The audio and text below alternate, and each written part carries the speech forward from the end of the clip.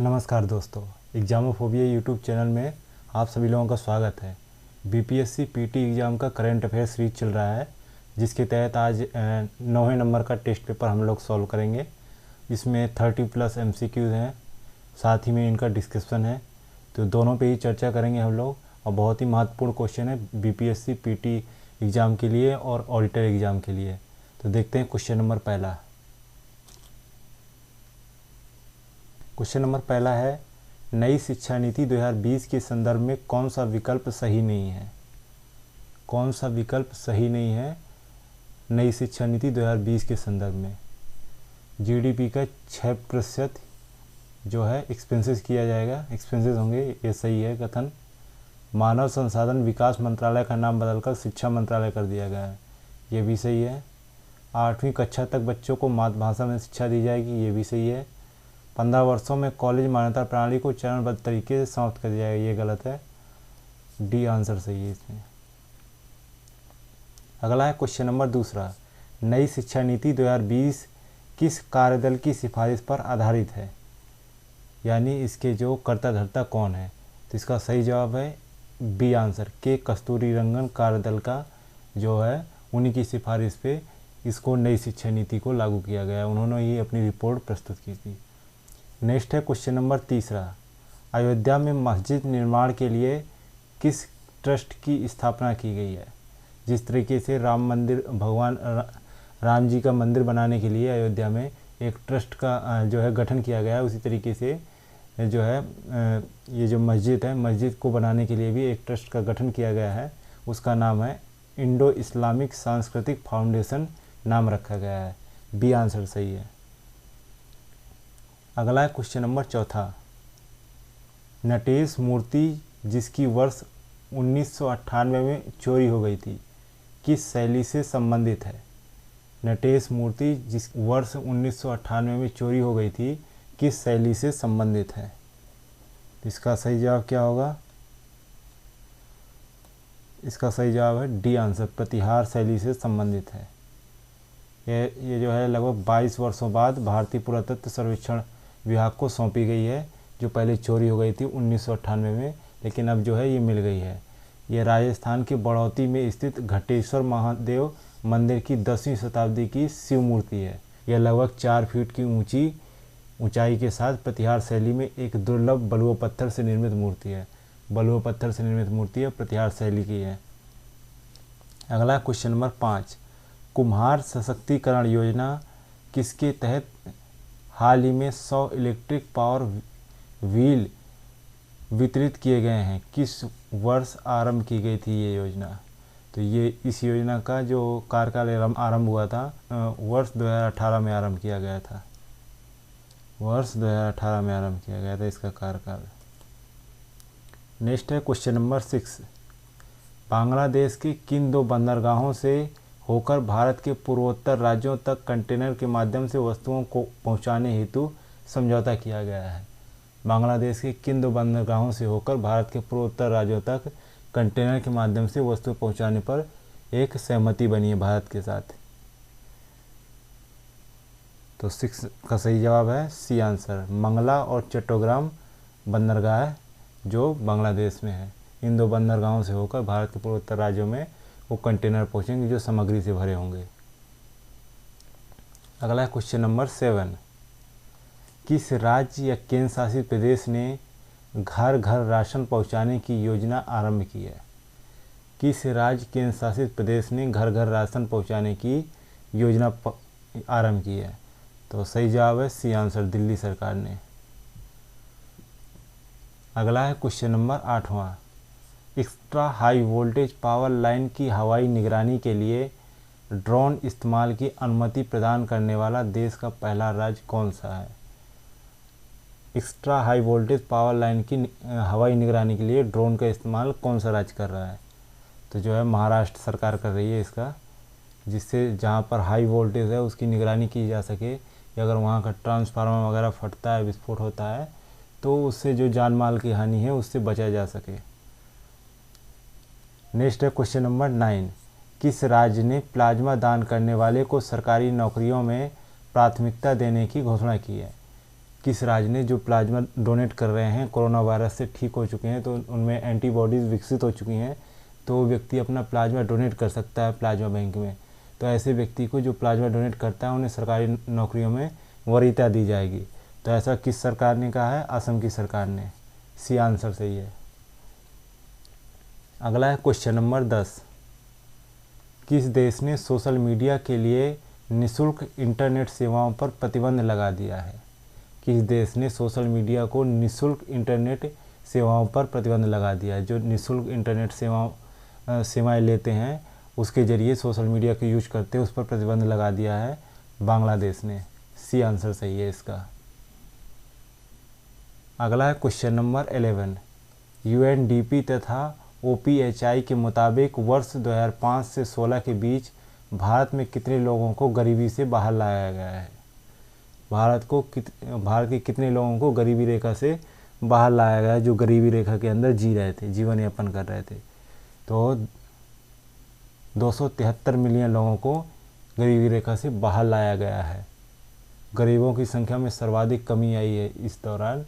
ये जो था लगभग 27.3 करोड़ लोग गरीबी के दायरे से बाहर आए हैं भारत में 2005-6 से लेके 2015-16 के बीच में। अगला है क्वेश्चन नंबर 12। आज़ाद पट्टन जल विद्युत परियोजना के लिए किन दो देशों के बीच समझौता किया गया है? आज़ाद पट्टन जल विद्युत परियोजना के लिए किन दो देशों ने अपने मध्य समझौता किया है? 12 का सही जवाब है सी आंसर, चीन और पाकिस्तान ने। इसका डिस्क्रिप्शन है पाकिस्तान और चीन के मध्य पाक अधिकृत कश्मीर है जो पीओके है में 700 मेगावाट की आज़ाद पट्टन जल विद्युत परियोजना के लिए एक समझौते पर हस्ताक्षर किए गए दोनों देशों के बीच, पाकिस्तान और चीन के बीच में। नेक्स्ट है क्वेश्चन नंबर 13। निमोनिया के लिए देश में ही पूरी तरह विकसित कंजुगेट टीका का विकास किसने किया है?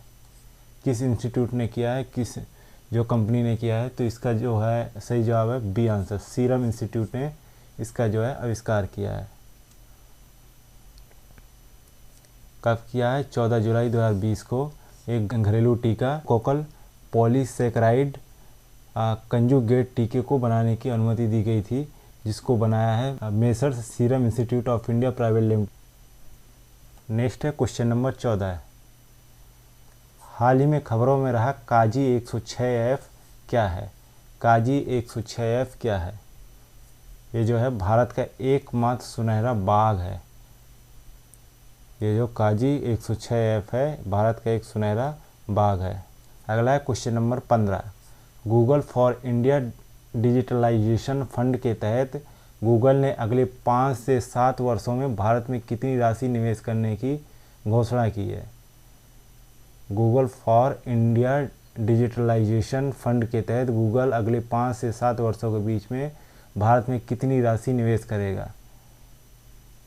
कितनी राशि निवेश करेगा? सही जवाब है सी आंसर, 10 अरब डॉलर की राशि निवेश करेगा।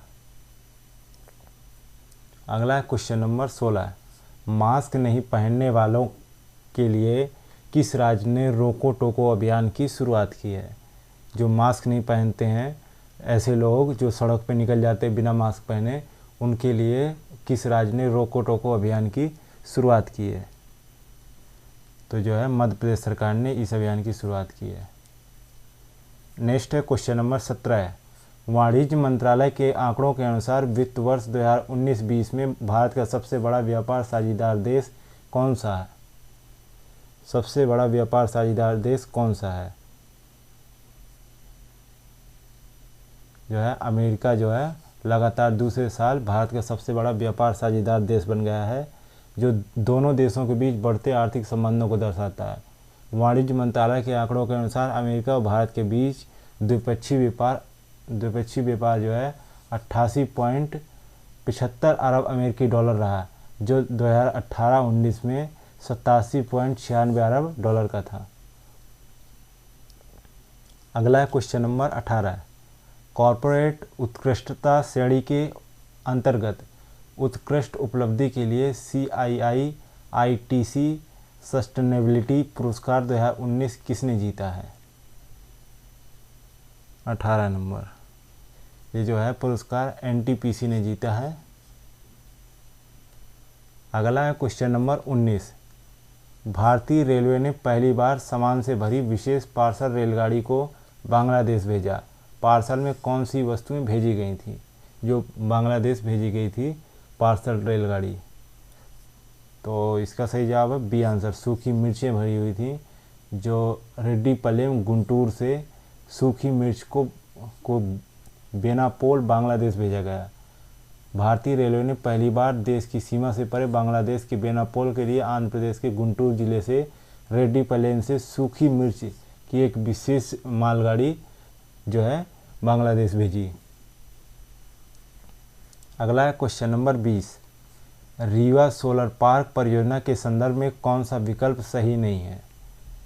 रीवा सोलर पार्क परियोजना के लिए कौन सा विकल्प सही नहीं है? इसके लिए पहला सही है, 10 जुलाई 2020 को इसका उद्घाटन हुआ। 750 मेगावाट जो है इसकी क्षमता है। ये राज्य के बाहर ग्राहकों को आपूर्ति करने वाली एक पहली अक्षय ऊर्जा परियोजना है, यानी सी ऑप्शन सही है। ये विश्व की सबसे बड़ी और सौर ऊर्जा परियोजना है, लेकिन ये विश्व की नहीं, एशिया की सबसे बड़ी सौर ऊर्जा परियोजना है। यहाँ पे ये गलत है पॉइंट कि विश्व की है। नेक्स्ट है क्वेश्चन नंबर 21। भारत की सबसे बड़ी तितली प्रजाति किसे घोषित की गई है? भारत की सबसे बड़ी तितली प्रजाति किसे घोषित किया गया है? तो इसका सही जवाब है C answer, golden birdwing को जो भारत की सबसे बड़ी तितली प्रजाति घोषित किया गया है। अगला है question number 22। Railway overhead line को सीधा विद्युत पहुंचाने हेतु विश्व का प्रथम सौर संयंत्र कहाँ स्थापित किया गया है? विश्व का प्रथम सौर संयंत्र कहाँ स्थापित किया गया है? जो है बीना मध्य प्रदेश में स्थापित किया गया है। सही आंसर ए है। अगला है क्वेश्चन नंबर 23। किस राज्य सरकार ने देहिंग पटकाई वन्यजीव अभयारण्य को नेशनल पार्क का दर्जा देने की घोषणा की है? देहिंग पटकाई वन्यजीव अभयारण्य को नेशनल पार्क की देने की घोषणा की गई है। तो जो है ये असम में पड़ता है, वहाँ की असम सरकार ने इसको नेशनल पार्क बनाने का जो है घोषणा किया है। नेक्स्ट है क्वेश्चन नंबर 24। 10,000 बिस्तरों वाला विश्व का सबसे बड़ा कोविड-19 अस्पताल को क्या नाम दिया गया है? कोविड-19 अस्पताल को क्या नाम दिया गया है? इसका सही जवाब है A answer, Sardar Patel Covid care centre एवं हॉस्पिटल जो दिल्ली में बना है। अगला है क्वेश्चन नंबर 25। किस राज्य सरकार ने बुनकरों के लिए नेकर सम्मान योजना आरंभ किया है? किस राज्य सरकार ने बुनकरों के लिए नेकर सम्मान योजना आरंभ किया है? 25 का सही जवाब है ए आंसर, तमिलनाडु सरकार ने ये जो है नेकर सम्मान योजना प्रारंभ की है। अगला है क्वेश्चन नंबर 26। किस देश में स्थित साकतेंग वन्यजीव अभयारण्य पर चीन ने अपना दावा पेश किया है? साकतेंग वन्यजीव अभयारण्य पर चीन ने अपना दावा पेश किया है। तो ये जो है भूटान में पड़ता है साकतेंग वन्यजीव अभयारण्य। अगला है क्वेश्चन नंबर 27। केंद्र सरकार ने सूचना प्रौद्योगिकी एक्ट की किस धारा के तहत 59 मोबाइल ऐप पर प्रतिबंध लगा दिया? जो चाइनीज मोबाइल ऐप थे 59, उन पर केंद्रीय सरकार ने सूचना प्रौद्योगिकी एक्ट की किस धारा के तहत उन पर प्रतिबंध लगा दिया? तो इसका सही जवाब है सी आंसर, धारा 69A के तहत जो है 59 चीनी मोबाइल ऐपों पर प्रतिबंध लगा दिया गया। अगला क्वेश्चन नंबर 28। किस संस्थान द्वारा प्रोग्रामिंग और डेटा साइंस में दुनिया की पहली ऑनलाइन BSc डिग्री वर्चुअल पाठ्यक्रम की शुरुआत की गई है?